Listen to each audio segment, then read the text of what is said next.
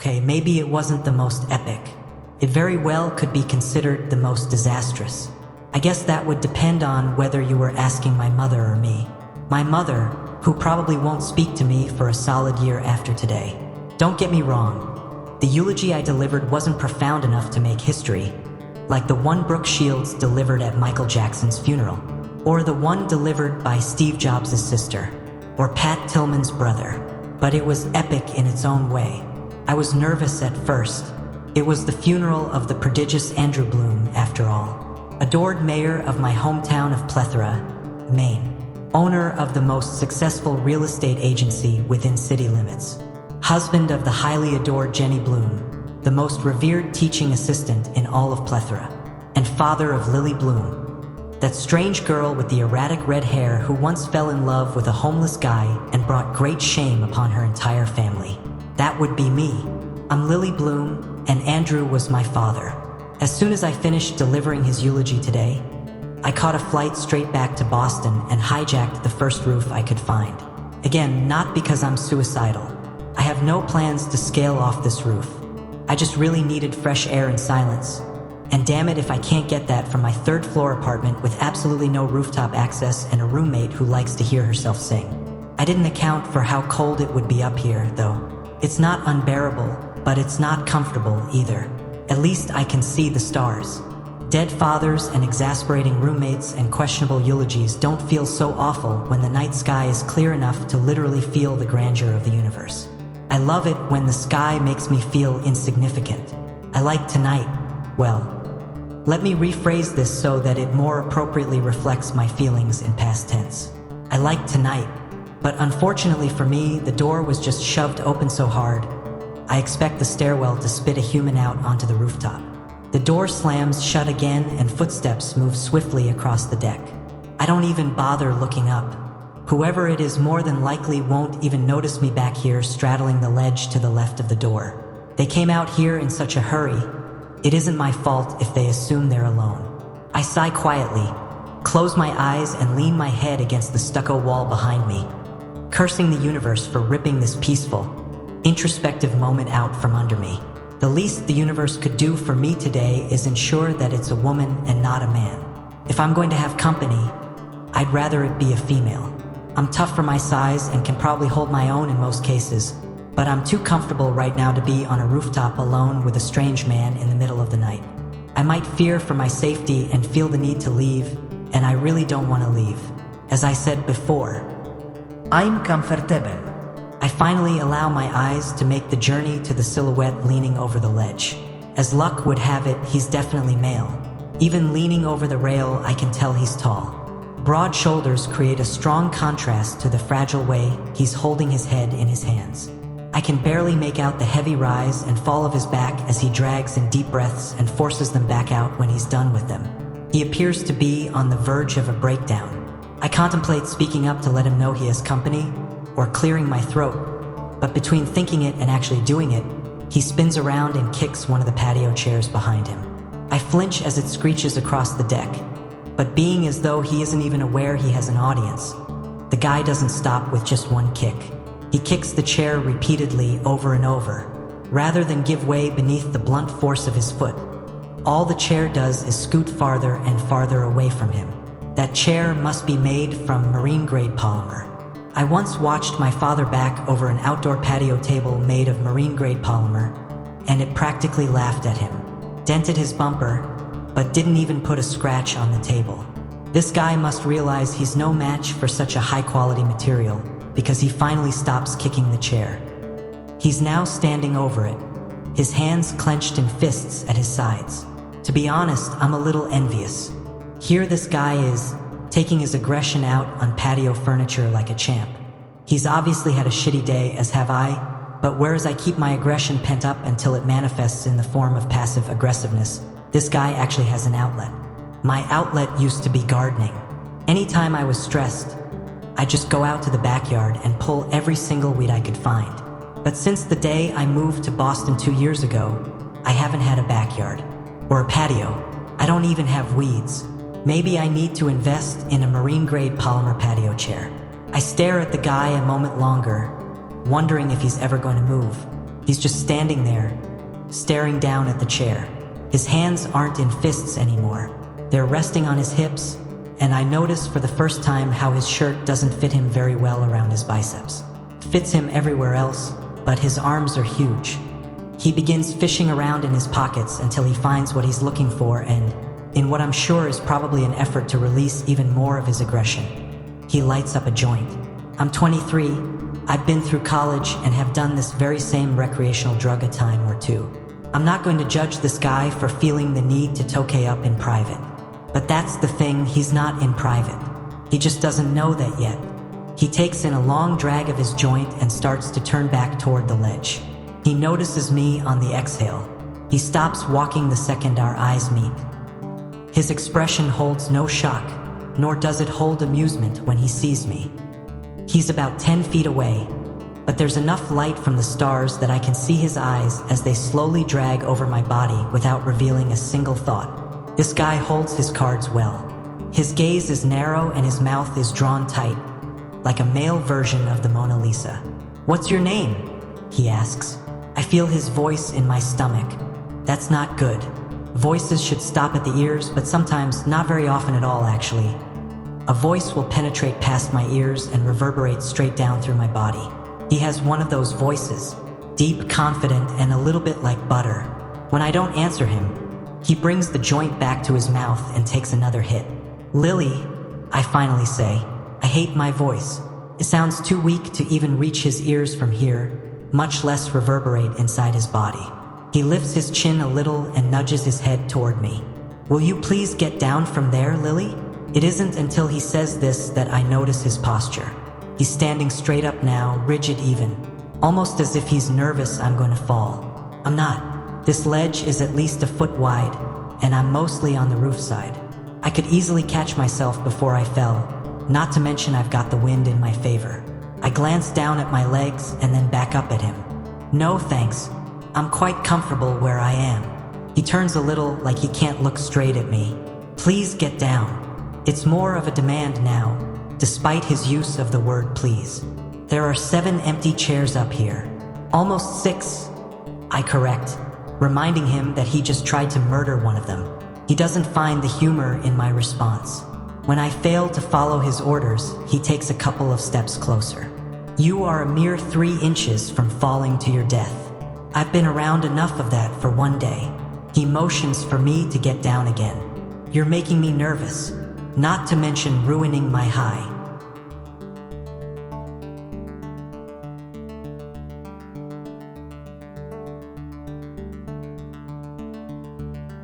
I roll my eyes and swing my legs over. Heaven forbid a joint go to waste. I hop down and wipe my hands across my jeans. "Better," I say as I walk toward him. He lets out a rush of air, as if seeing me on the ledge actually had him holding his breath. I pass him to head for the side of the roof with the better view, and as I do, I can't help but notice how unfortunately cute he is. No, cute is an insult. This guy is beautiful, well manicured, smells like money, looks to be several years older than me. His eyes crinkle in the corners as they follow me, and his lips seem to frown, even when they aren't. When I reach the side of the building that overlooks the street, I lean forward and stare down at the cars below, trying not to appear impressed by him. I can tell by his haircut alone that he's the kind of man people are easily impressed by, and I refuse to feed into his ego. Not that he's done anything to make me think he even has one. But he is wearing a casual Burberry shirt, and I'm not sure I've ever been on the radar of someone who could casually afford one. I hear footsteps approaching from behind, and then he leans against the railing next to me. Out of the corner of my eye, I watch as he takes another hit of his joint. When he's finished, he offers it to me, but I wave it off. The last thing I need is to be under the influence around this guy. His voice is a drug in itself. I kind of want to hear it again, so I throw a question in his direction. "So what did that chair do to make you so angry?" He looks at me, like really looks at me. His eyes meet mine and he just stares. Hard. Like all my secrets are right there on my face. I've never seen eyes as dark as his. Maybe I have, but they seem darker when they're attached to such an intimidating presence. He doesn't answer my question, but my curiosity isn't easily put to rest. If he's going to force me down from a very peaceful, comfortable ledge, then I expect him to entertain me with answers to my nosy questions. Was it a woman? I inquire. Did she break your heart? He laughs a little with that question. If only my issues were as trivial as matters of the heart. He leans into the wall so that he can face me. What floor do you live on? He licks his fingers and pinches the end of his joint, then puts it back in his pocket. I've never noticed you before. That's because I don't live here. I point in the direction of my apartment. See that insurance building? He squints as he looks in the direction I'm pointing. Yeah, I live in the building next to it. It's too short to see from here. It's only 3 stories tall. He's facing me again, resting his elbow on the ledge. If you live over there, why are you here? Your boyfriend live here or something? His comment somehow makes me feel cheap. It was too easy, an amateurish pickup line. From the looks of this guy, I know he has better skills than that. It makes me think he saves the more difficult pickup lines for the women he deems worthy. You have a nice roof, I tell him. He lifts an eyebrow, waiting for more of an explanation. I wanted fresh air, somewhere to think. I pulled up Google Earth and found the closest apartment complex with a decent rooftop patio. He regards me with a smile. At least you're economical, he says. That's a good quality to have. At least, I nod because I am economical, and it is a good quality to have. Why did you need fresh air? He asks.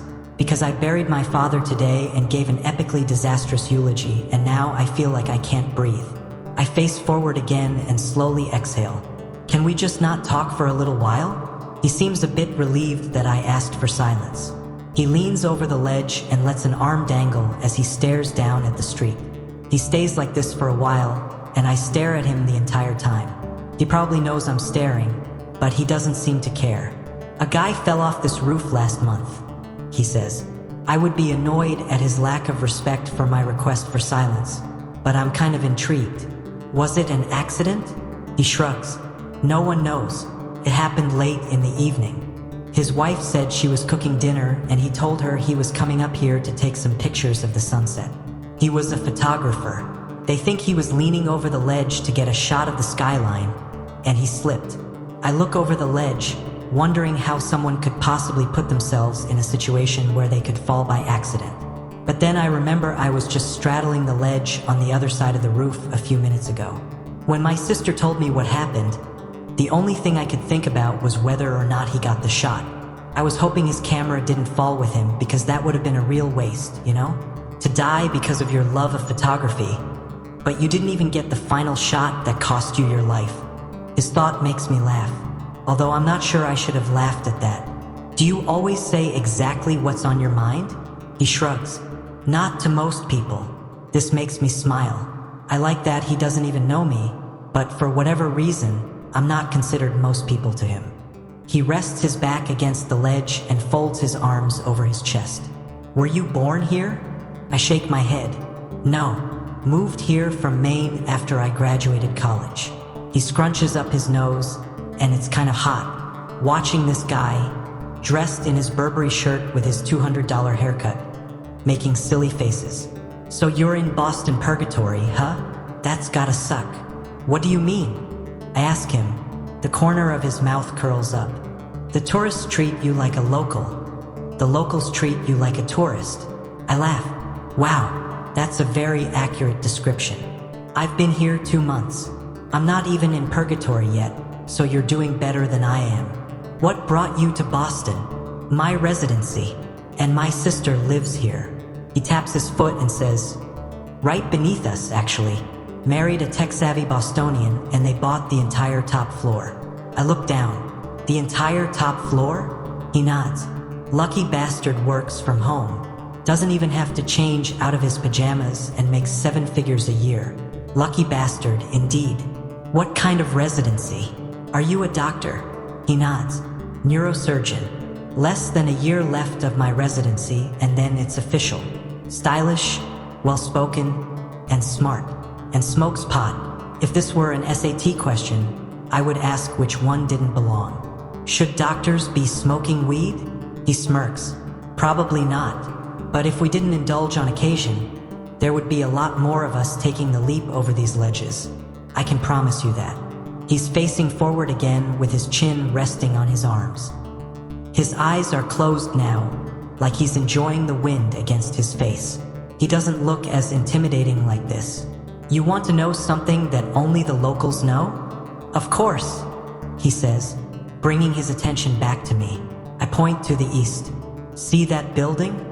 The one with the green roof. He nods. There's a building behind it on Melcher. There's a house on top of the building, like a legit house built right on the rooftop. You can't see it from the street, and the building is so tall that not many people even know about it. He looks impressed. Really? I nod. I saw it when I was searching Google Earth, so I looked it up. Apparently a permit was granted for the construction in 1982. How cool would that be? To live in a house on top of a building. You'd get the whole roof to yourself, he says. I hadn't thought of that. If I owned it, I could plant gardens up there. I'd have an outlet. Who lives there? He asks. No one really knows. It's one of the great mysteries of Boston. He laughs and then looks at me inquisitively. What's another great mystery of Boston? Your name. As soon as I say it, I slap my hand against my forehead. It sounded so much like a cheesy pickup line. The only thing I can do is laugh at myself. He smiles. It's Ryle, he says. Ryle Kincaid.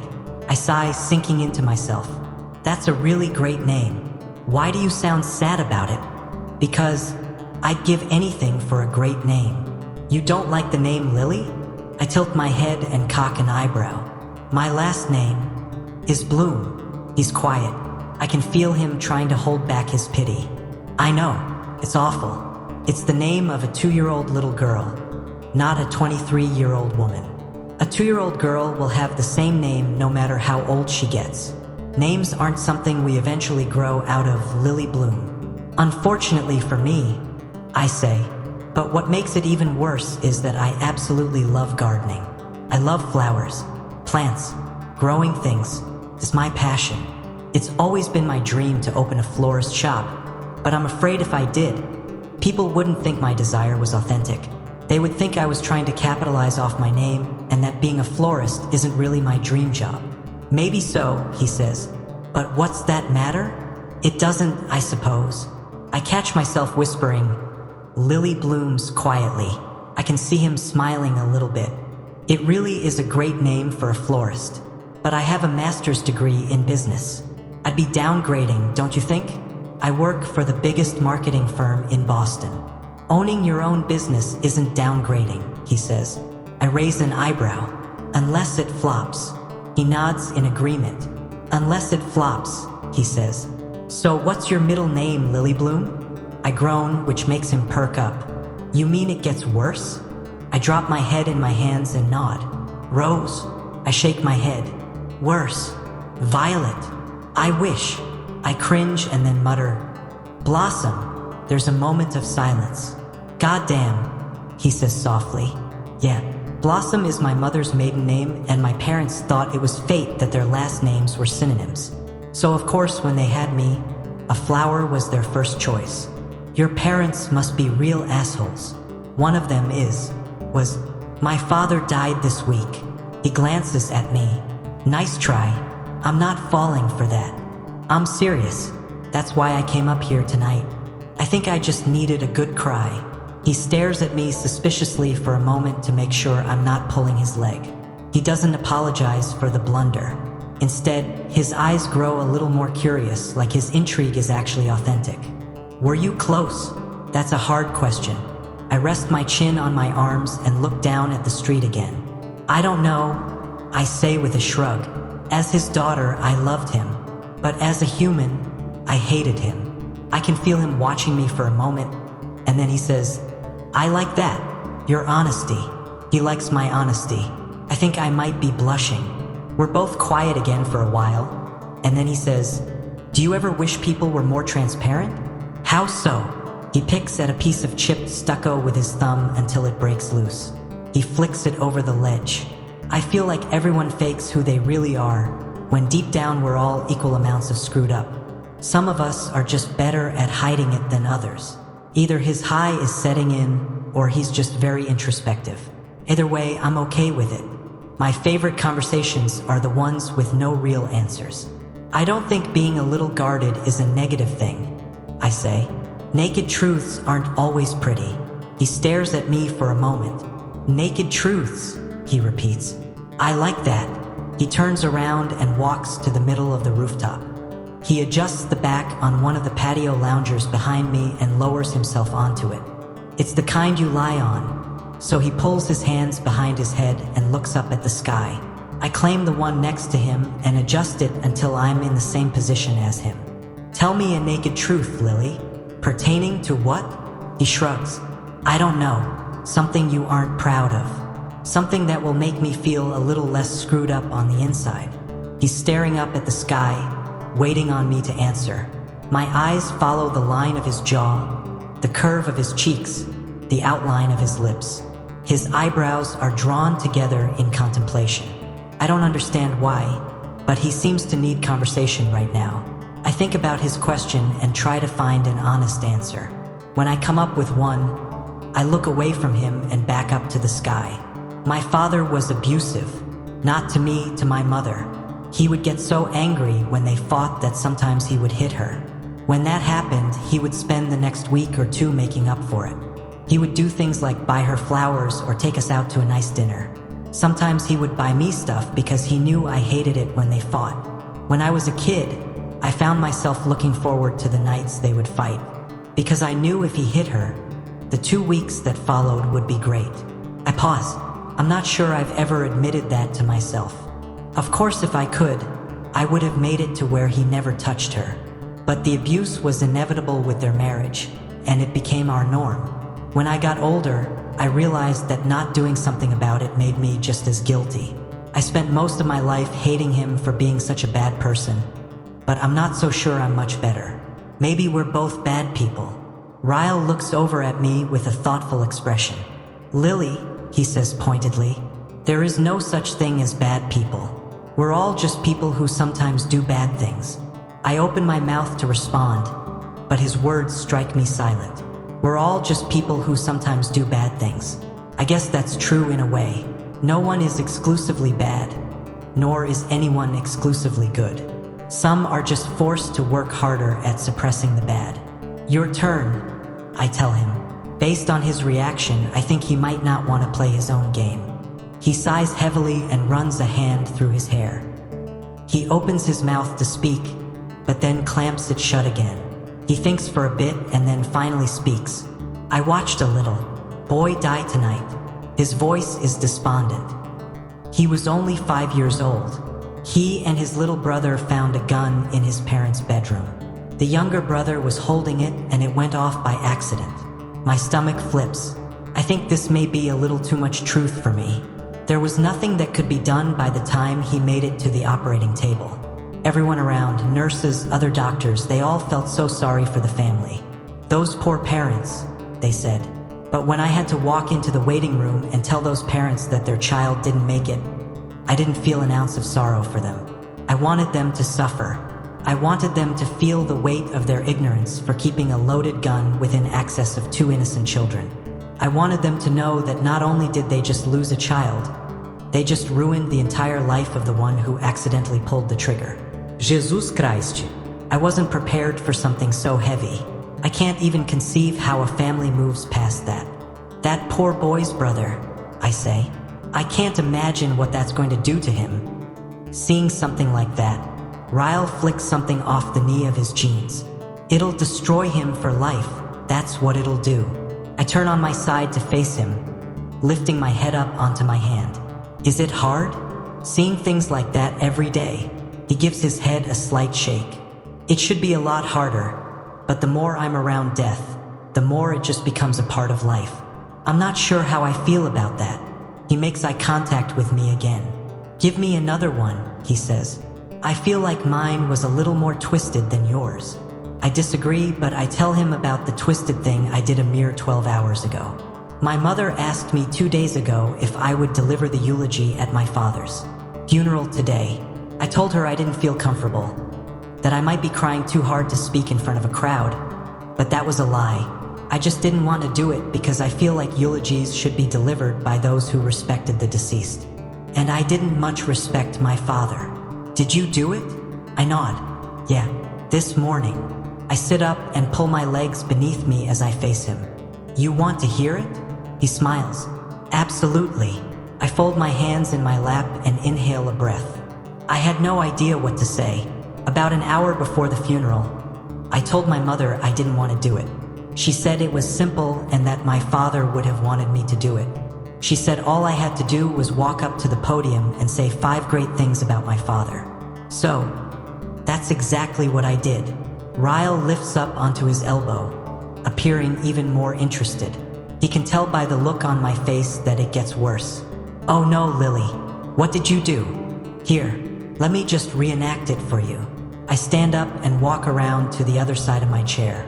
I stand tall and act like I'm looking out over the same crowded room I was met with this morning. I clear my throat.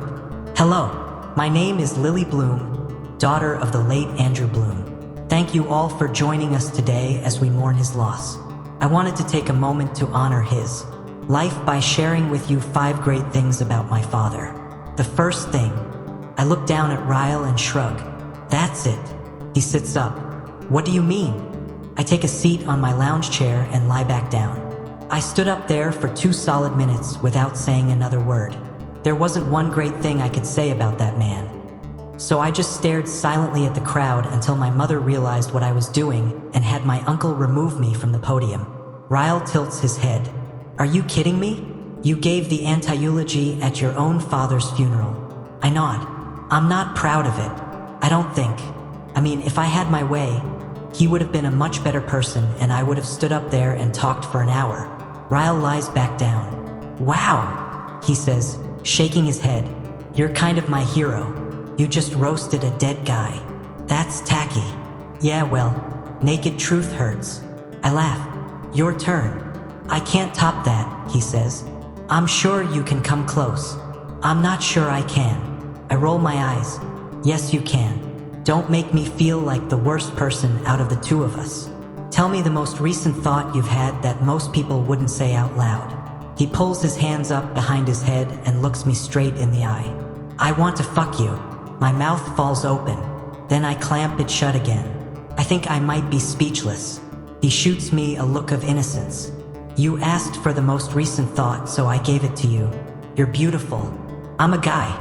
If you were into one-night stands, I would take you downstairs to my bedroom and I would fuck you. I can't even look at him. His statement makes me feel a multitude of things all at once. Well, I'm not into one-night stands. I figured as much, he says. Your turn. He's so nonchalant. He acts as if he didn't just stun me into silence. I need a minute to regroup after that one, I say with a laugh. I try to think of something with a little shock value, but I can't get over the fact that he just said that out loud. Maybe because he's a neurosurgeon and I never pictured someone so educated throwing around the word fuck so casually. I gather myself, somewhat, and then say, okay, since we're on the subject. The first guy I ever had sex with was homeless. He perks up and faces me. Oh, I'm gonna need more of this story. I stretch my arm out and rest my head on it. I grew up in Maine. We lived in a fairly decent neighborhood, but the street behind our house wasn't in the best condition.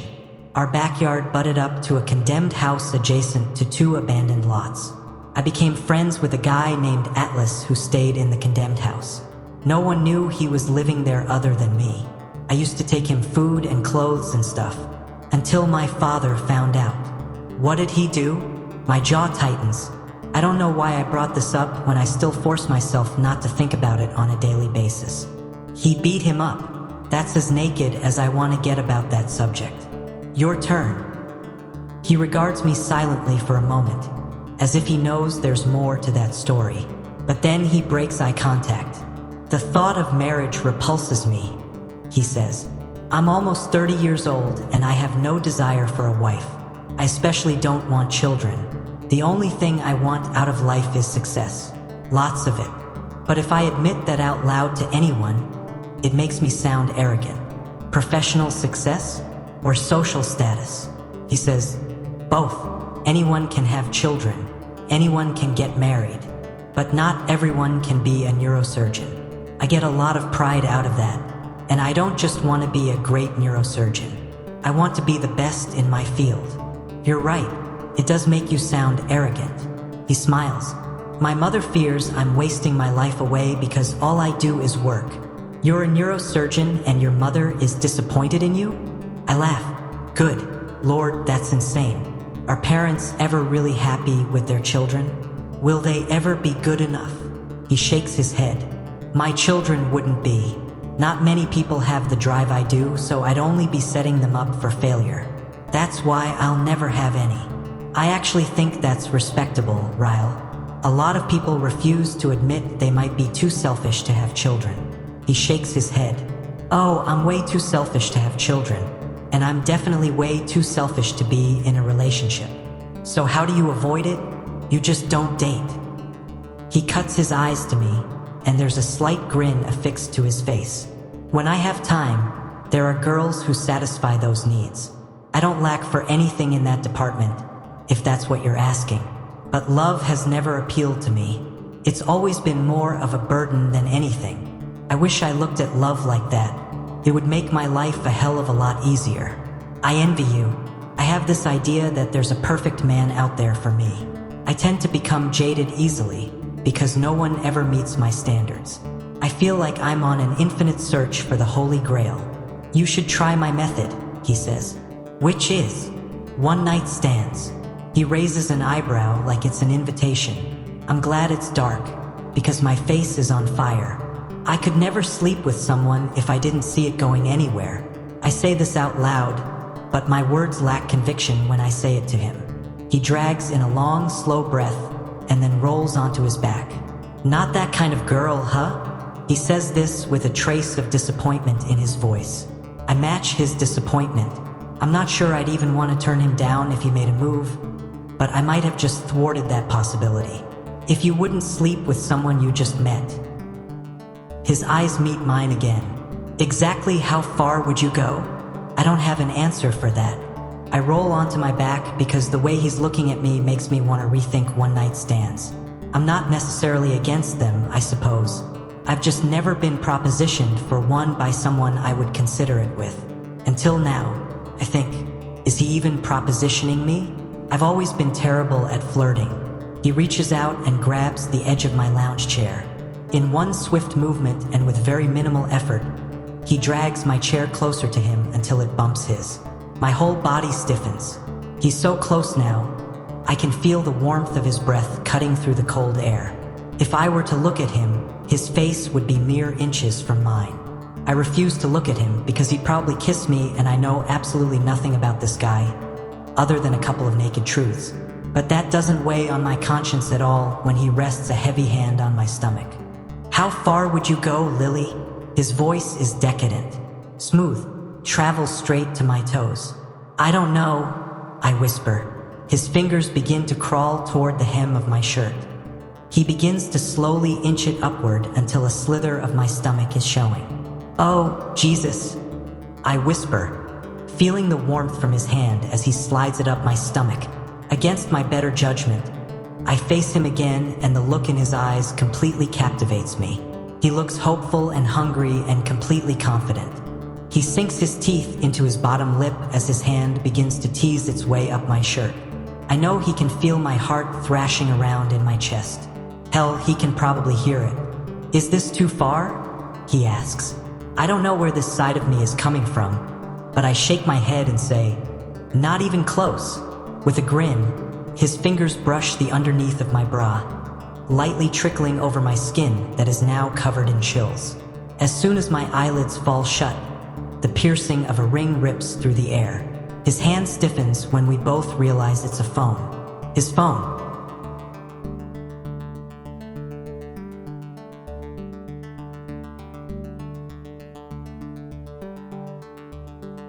He drops his forehead to my shoulder. Damn it! I frown when his hand slips out from beneath my shirt. He fumbles in his pocket for his phone, standing up and walking several feet away from me to take the call. Dr. Kincaid, he says. He listens intently, his hand gripping the back of his neck. What about Roberts? I'm not even supposed to be on call right now. More silence is followed with, yeah, give me 10 minutes. On my way. He ends the call and slides his phone back in his pocket. When he turns to face me, he looks a little disappointed. He points to the door that leads to the stairwell. I have to. I nod. It's fine. He considers me for a moment and then holds up a finger. Don't move, he says, reaching for his phone again. He walks closer and holds it up as if he's about to snap a picture of me. I almost object, but I don't even know why. I'm fully clothed. It just doesn't feel that way for some reason. He snaps a picture of me lying in the lounge chair, my arms relaxed above my head. I have no idea what he plans to do with that picture, but I like that he took it.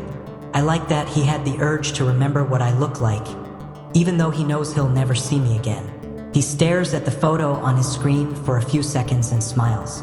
I'm half tempted to take a picture of him in return, but I'm not sure I want a reminder of someone I'll never see again. The thought of that is a little depressing. It was nice meeting you, Lily Bloom. I hope you defy the odds of most dreams and actually accomplish yours. I smile, equally saddened and confused by this guy.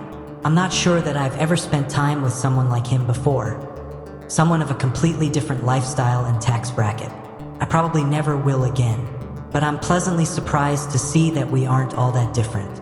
Misconception confirmed. He looks down at his feet for a moment as he stands in somewhat of an unsure pose. It's as if he's suspended between the desire to say something else to me and the need to leave. He glances at me one last time, this time without so much of a poker face. I can see the disappointment in the set of his mouth before he turns and walks in the other direction.